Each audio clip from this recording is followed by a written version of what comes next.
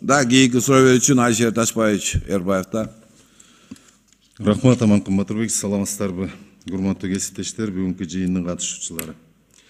О жерде көп баяндамаларды уктук. Аманкул Батырбекович бардыгы өздөрүнүн жанагысын баягы эле стандарттуу түрдөгү баяндамаларын жасап кетти да. Ушул жана баяндамаларын карасак, маалыматтарын карасак, бир жанагы министрликке даярдап, же болбосо коомдук жанага даярдаган эле баяндамалар да. Кайра эле кайталанат. Могу жерде жанагы жогорку кеңештин 28 февралындагы чечими боюнча бир дагы сөз болбоду да. Аткарылышы боюнчачы, жоопкерчилиги боюнча. Ичинен бир эле жерде айтылып кетти, 30 протокол түзүлдү депчи. Болгон ошол да. 30 жанагыга штрафка алып келдик, моунча түштөн башка эч бир жанагы маалымат жок да. Эмне үчүн дегенде бул жерде жогорку кеңештин биздин берген тапшырма боюнча 25 пункттан турат. Буга чоң жанагы проекттердин деле кереги жок. Бул жерде аябай эле биздикилер жанагы кылышты, мына министр дагы, айымдагы, Динара Асиевна дагы өзүнүн маалыматында айтып кетти, глобалдык беркеде да. Жанагындай эле болуп атат да биздики. Майсейдей элечи. Еврейлерди 40 жылды жетелегенде, мына биздикилерде ушинтип аткан минелер 30 жылдан бери, 31 жылдан бери жетелеп келип атат да. Көйгөй чечилбейт.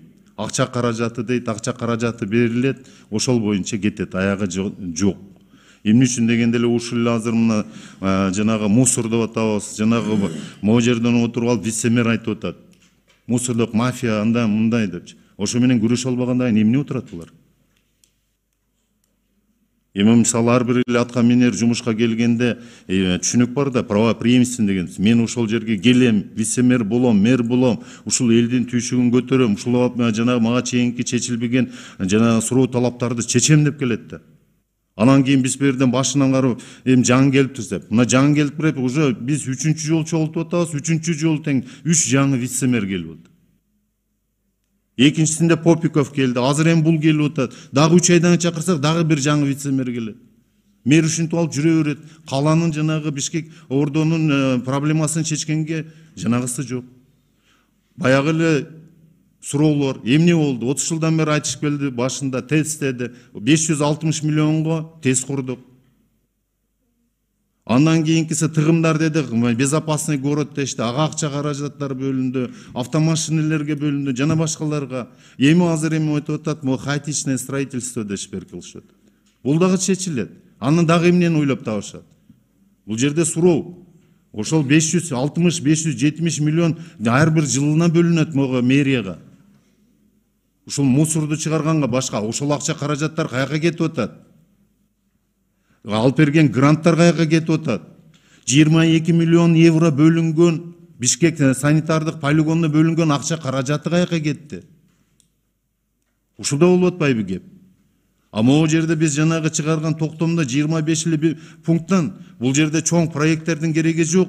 Ошол эле мончолорду инвентаризация кылып, жана башкаларды кылып, дөңгөлөктөр боюнча, жана башкалар боюнча жөн эле жумуштар жасаса болот эле. А буга чоң акча каражаттын деле кереги жок. Бул боюнча штат единицалар бар. Ошол эле экология министрлиги дейбиз, Динара Асиевнин колунда канча деген полномочиясы турат. А экотехинспекция менен жумуш менен алек. Жана башка жанагылар менен. Алардын филиалы мэрияда отурат. Ушу мэрияда менин түшүнүгүм боюнча мамлекеттик кызматкер болгондон кийин, бизден токтом чыккандан кийин булар мэрия өзүнүн приказын чыгарыш керек эле. Ошол приказын 4 районго болсо 4 районго түшүрүш керек эле. Булар жок да. Азыр бул жерде сиз болсо 25 пункт боюнча айтып бергиле, отчетуңар бергиле деп. Көрүп атабыз, бул жанагы шаблонный жасап койгон отчетторун алып келип туруп эле көрсөтүп атат могу жерде. Азыр президент чакырса, ошол президентке деле ушунусун көрсөтөт. Коомдук жанагы НПОлор чакырса, ага дагы ошону көрсөтөт. Могу жерде мисалы көрүп атабыз, 2 күндөн бери эле ошол жанагы дүйнөсүнө атактуу коомдор дейбизби, жанагы World Air Quality деген организация айтып атат, мына Карачи менен Пакистандын шаарлары, бир нече шаарлар менен салыштырып атат, Индиянын Дели шаары менен салыштырып атат, 2 эсе көбөйүп кетти деп. Бул эмнени айтат? Бул туризм дейбизби? Туризмди, инвестициялык климатты өлтүрүп атпайбы шаарда? Андан сырткары мамлекетке болгон жанагы дагы түшүп атпайбы? Бул жерден министрибиз болсо, Динара Асиевна болсо, мусорный полигон боюнча берди, мына 8 жыл күйөт буну жапкандан кийин дагы деп. Коомдо кандай гана талкуулар болуп атат. Ойлонуп сүйлөш керек да. А бул жакта вице-мэр болсо отурат, бул күйүп атат, тигинтип атат, биз моюнтуп атабыз, туш сетип атабыз. А бардык жана диоксид, жана башка тяжелый металлдар биз ошонун бардыгы аларча суу сактагычына түшүп атат деп дагы дүрбөлөң салып атабыз. Иштеш керек да. Биз жогорку кеңештен алып келген проектиңерди ошол эле автобустар боюнча, зеленый климатический фонд боюнча жана башка фонддор боюнча биз акча каражаттарын бөлүп бердирип атабыз, караштырып атабыз. Бюджетке акчаңар түшүп атат. Ушул жерде акчаны туура эмес пайдалануу болуп атпайбы? Булар даже өздөрүнүн жанагы жумушун алып барганды билбей атат. Ошол эле жана кайра кайталайын, приказдары жок, эч нерсе, эч кандай жумуш жасалган эмес. Ошон үчүн биз бул жерде Аманкан Батырбекович, моюнтуп эле кайра чакырып отурсак отура беребиз биз делечи.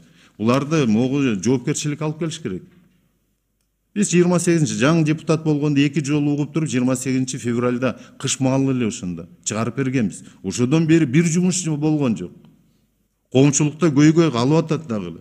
Могу 25 пункттун 20га жакынын аткарса болот эле. Акча каражаттын кереги жок эле бугачы.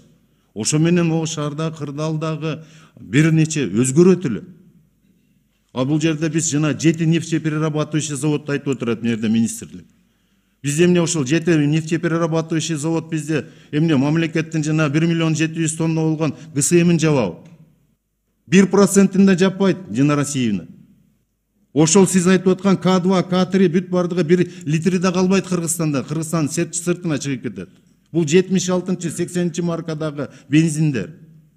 Дүйнө жүзү карап көрө турган болсок, сиз азыр К4, К5ке өткөзөбүз деп атасыздар.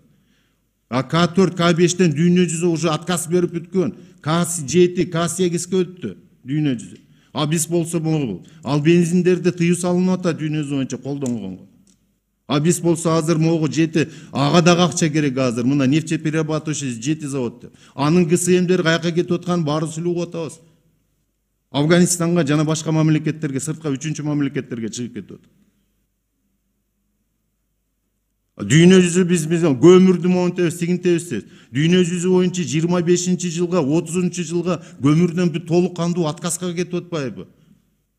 А биз болсо жанагы көмүрдү иштетели, көмүрдү антели дейбиз. Мына Европаны карайлы, жана башка мамлекетте 25-жылга толук кандуу жанагысына чыгышып атат. 30-жылга бүт бардыгы бензин эмес, электромобилдерге өтүп атат. Ушул жолдорду карабайлы. А бияктан келип отуруп жанагыларды айтып отурабыз. Каяктагы бир эски каяктагы өтүп кеткен жанагы беркидеги технологияларды айтып атабыз. Ошону биз коомчулукка бул жерде отурган жогорку кеңешке бир инновациялык технология катары алып келип атабыз. Мен ойлойм бул туура эмес депчи. Могу жыйынгачы Аманкан Батырбекович, шаардын калаанын башчысы келсе болмок. Шаар биринчи ошол киши келген. Мен мэр болом. Мен алып кетемин, алып чыгып кетем деп. Бул жерге жогорку кеңеш, мыйзам чыгаруучу орган. Ошолдун бардыгы акча каражаттары боюнча жылыга кетип аткан акчалардын бюджеттен бөлүнгөн акча каяка кетип атат. Ошолор боюнча отчетун бериш керек эле. Могул боюнча эмне жумуштар жасалды айтыш керек эле. Айтылган жок. Азыр бул боюнча келет, вице-мэрин көрүп атабыз, эч нерсе түшүнүгү да жок экен. Экологияныкын көрдүк. Эми Динара Асиевнаны бардыгыбыз эле мактайбыз. Эми может быть сиз теоретиксиз, качан практикага өтөсүз Динара Асиевна? Владимир Ильичтин жакшы бир айткан сөзү бар. Ничего не стоит никакая школа, если нет практического умения да. Сиз ушу теориядан сиз качан практикага өтүп, практика түзүнү көрсөтөсүз? Качан проекттерден реализацияга өтөсүз? 2 жыл болду Динара Асиевна. 2 жылдан бери жок. Же алтын кен тармактарында, же бул жакта. Ошол эле алтын кендерден сиз ушул жерде отуруп 2 ай мурун айттыңыз эле. Мына Алабука чаткалдагы болуп аткан кырда full gold mining боюнча. Биздин ошол жерде 13 жанагы жараныбыз жарата алды. Ошонун экөөсү каза болду деп. Сиз эртең берем дегенсиз. Мына 2 ай өттү. Коомчулук кайрылып атат, эл журт кайрылып атат. 2 адам каза болду ошол жерде. Ошолордун жыйынтыктары эмне болду? Ага азырга чейин сиз өзүңүздүн заключенияңызды жана башкаларыңызды бере элексиз. Качанга чейин эме кылабыз? Кайрылып атат эл, сурап атат коомчулук. Ошон үчүн мен сунуштайт элем. Могу жерде биздин чечимди Кайрадан угабызбы буларды жогорку кеңешке чыгарардан мурун буларды дагы бир сыра угушубуз керек го дейм мен сунушумда. Ар бир пункт боюнча ким жазаланды, ким жоопкерчиликти алгандын бардыгы боюнча келишип отчетун тапшырылсын кайрадан. Жоопкерчиликке чакырыш керек. Мондай жана орусда айткан жакшы сөз бар. Безнаказанность приводит к беззаконию депчи. Ошон үчүн ар бир каждый суслик у себя агроном ошол жерде жанагы мусорный полигонго жана башкаларга өздөрүнүн же мыйзам жетпейт, же өздөрүнүн кудурети жетпейт ошону туура алып барганга. Рахмат. Да, жооп бересиздерби? Динара Сена.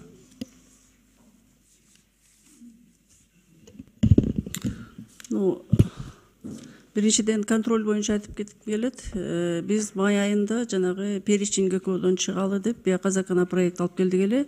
Биринчи окууда өтүп, и во втором, третьем вы отклонили, депутаты. Мы сейчас его повторно вносим. Почему об этом говорю? Потому что в перечне ГКО, когда мы работаем именно по этой схеме, которую создали при Госэкотехинспекции, без направления Минэконом, вот это все создает препону. То есть мы не можем внезапно выходить, проверять на любой стадии техпроцесса. Я 90 депутатам всем, после того, как отклонили законопроект, сентябрь айында барыңыздарга кат жүзүндө полный информация анализ бергем. Ушул боюнча дагы айтып атам, мына кайра МЧС менен чогуу киргизип атабыз. Мы должны восстановить систему госэкоконтроля. Туура айтып атасыз, контроль жок, потому что сам механизм. Мы не можем выходить на проверки. Вот плановые проверки составляем вперед, за 10 дней уведомляем. Потом, значит, можем выходить на внеплановые только по заявлениям, жалобам. Мы никогда не сможем техпроцесс отловить. Вот эти горные добывающие компании, они вообще безобразничают. Потому что Баралбаевец, только жалоба. И только в этом году работаем без конца. Прокуратура, ГКНБ и мы. Үчөбүз түзүлөбүз, комиссия түзөбүз, анан там 10 киши барабыз. Но это же вообще неуклюжий метод. Нам надо ночью выходить, нам надо на любой стадии вот техпроцесса заходить туда. А так, конечно, они күтүп отурушат да бизди. Барганда көп иштебейт, складтарын жаап коюшат, мына биз иш жок деп. Мына концентратив складта турат, жарым жылдан бери чыгара албай атабыз. Все, говорит, это в отпусках. И поэтому вот пока мы не восстановим вот этот госконтроль, мен жана айтып кетпедим бе слайдта, положение о госконтроле утратило силу в 2017 году. Как могли его вообще жокко чыгарып салышыптыр? Положение о контроле за охраной окружающей среды. Это положение работало с 91 года, с момента создания. Ошону жокко чыгарып, азыр, конечно, система жок болсо биз это голова есть, тело есть, рук, ног нету, да? Ошондой отурабыз, да? Сиз айтып аткандай теоретик болуп калдым. Я не теоретик, я работаю в органе охраны окружающей среды с момента создания. 89 жылдан бери 2006 жылга чейин 17 жыл мен бул системада эң башында, түбүндө, түп табырынан баштап иштегем. Я вот эти системные нарушения, системные недоработки, не хочу говорить нарушения, эми ушундай бир эмелер башаламандык болуп кетиптир. Ошонун баарын тез оңдоп алсак, мунун баарын жолго салат элек, да? Это первое. Второе, я хочу сказать, опять же, в законе об охране, об отходах производства и потребления у органов местного самоуправления вопросы местного значения, контроль за ними. Я когда была в Бишкеке начальником Бишкекского городского управления, мы совместным постановлением Бишкекского городского кеңеша и мэрии создали санитарно-экологическую инспекцию. Вот именно, чтобы они проверяли вот этот мусор, ТБО и так далее, и так далее. А сейчас инспекция по благоустройству, да, им расширили полномочия, чтобы они саночистку проверяли и так далее. Но дело в том, что ушел кезделе, мына 2003 жылдан бери ни один МСУ, оказывается, не создал. Мен кийин 2005 жылы жумуштан кетип калдым да, эксперт болуп жүрдүм. Кайра келип мен таң калдым. Биз жол ачып берип, совместное постановление, ошону, это знаете, когда было? 21 февраля 2004 года. Я эту дату очень хорошо помню. Потому что мне пришлось от поездки в Японию отказаться, чтобы именно на этой сессии мы приняли вот этот документ. Я думаю, это был очень хороший путь положен. И кроме Бишкека никто эти инспекции не создал. Вот это вопросы местного значения, санитарная очистка территорий и ТБО, обращения, бытовые отходы, это дела местного значения, контроль за ними. Мы над ведомственным контролем это оталыз. Жанагы ГКОны тез арада чечип берсеңиздер, бүт барын жолуна салып алып, и действенный контроль будет. Я когда работала в Бишкекском управлении, я сама ночью свалкага саат 2-де, түнүчүндө 4-тө барып, ошо жерден мы вот это, как вы говорили, ловили. Кто-то мафиозник, кто лазит, кто собирает. Помните, вы меня когда пригласили, мен ошо кезде саат 11-ден 5-ке чейин жүрдүм го. Целую неделю я не теоретик, вы извините, я практик. Я очень много, как говорится, ездила внезапно на вот эти техпроцессы. Мақпалға қанша жолы біз именно внезапно барчубыз. Ешкімге айтпай, даже приказ по командировке біз скрытно шығарчубыз. Ешкім білбесін деп, утечка болсын деп. И түн ішінде барып тұрып техпроцессті қармап алчубыз да. Эмне болуп атат. Бізге ошондой внезапность, оперативность жоготуп койдук да. Ошону берсеңиздер, біз мунун баарын жолго акырындык менен келтиребиз. Мэриянын рычагы бар. Булар да азыр оңдойт. Жанагы санэкологический инспекциясын, полномочиясын ошо ары бери ыргытып, благоустройство деп бирдеме кылыптыр, башаламандык кылып. Булам, видимо, часто менялись. Но Жиргалбек пришел, я думаю, он все-таки это же, он же хороший орговик. Ушунун баарын эметип туруп, азыр чогуу иштеп атабыз, жолго салып койсо болот да. Рахмат, Жиргалбек Жумадилович. Бул боюнча жана приказ жок деп атпайбы, Алишер Ташпаевич. Анан кийин айтып кетейин, 145 номер менен приказ чыккан, Экосовет деген, ошонун негизинде иш жүрүп атат. Бул боюнча жана айтып кеткен по пункттан биз маалыматты бергенбиз, эмне жумуш аткарылып атат. Жана айтып аткан полигондун ичине киргенде машина чыгып атканда весовойдо дезбарьер турат, ошо менен машиналардын дөңгөлөгү обработка болуп атат. Бул боюнча иш жүргүзүлүп атат. Өзүбүздүн жана айтып кеткен проблемаларды болгон, азыр ошонун баарын иретке келтирип, азыр биз бир горизонтальга чыктык. Мунун баарында жакын арада ошо жокко чыгат маселени. Бирок бизге кеңештин, жогорку кеңештин да жардамы чоң керек. Мэрияга чын эле себеп дегенде көп маселелер бар. Азыркы ири долбоордорду өткөргөнгө ошол эле мусор завод боюнча силерден чоң жардам керек. Так, рахмат. Кийинки суроо бериş.